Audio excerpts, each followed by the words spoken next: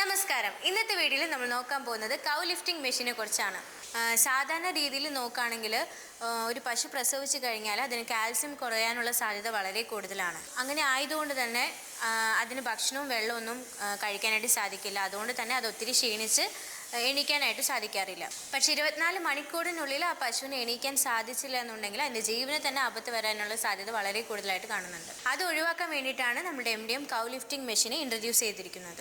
Normally നമ്മൾ നോക്കുകയാണെങ്കിൽ ഇങ്ങനെ പശുവിനെ എണീക്കാൻ പറ്റാത്ത സിറ്റുവേഷൻ ആണെങ്കിൽ നമ്മൾ 4 പേരെ വിളിച്ച് പശുവിനെ കയറൊക്കെ കെട്ടിയിട്ട് പൊക്കാനാണ് സാധ്യത കൂടുതൽ. പക്ഷേ ഓൾറെഡി അതിന് തീരെ വയ്യാണ്ടിരിക്കുന്ന സമയത്ത് നമ്മൾ പിന്നെയും അങ്ങനെ ശ്രമിക്കുകയാണെങ്കിൽ അത് ഫിസിക്കലി ഒരുപാട് ലോ ആയി പോയിക്കൊണ്ടിരിക്കും. പക്ഷേ നമ്മുടെ കൗ ലിഫ്റ്റിംഗ് മെഷീനകത്ത് നമ്മൾ ഹെവി നൈലോൺ ആണ് കൊടുത്തിരിക്കുന്നത്.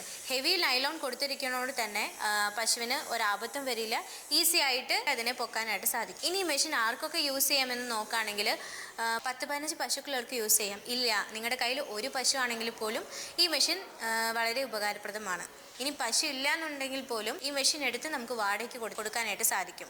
നോർമലി നമ്മൾ 4 പേരെ വെച്ച് യൂസ് ചെയ്തിട്ടാണ് പശുവിനെ, ഇപ്പോൾ തളർന്നെടുക്കുന്ന പശുവിനെ എണീപ്പിക്കാനായിട്ട് നമ്മൾ നോക്കാറ്. പക്ഷെ നമുക്കിതിൽ 4 വീൽസ് കൊടുത്തുകൊണ്ട് തന്നെ അടി സഹയില്ലാതെ ഒരാൾക്ക് തന്നെ ഈ മെഷീൻ ഈസി ആയിട്ട് തള്ളിക്കൊണ്ട് പോകാനായിട്ട് സാധിക്കും.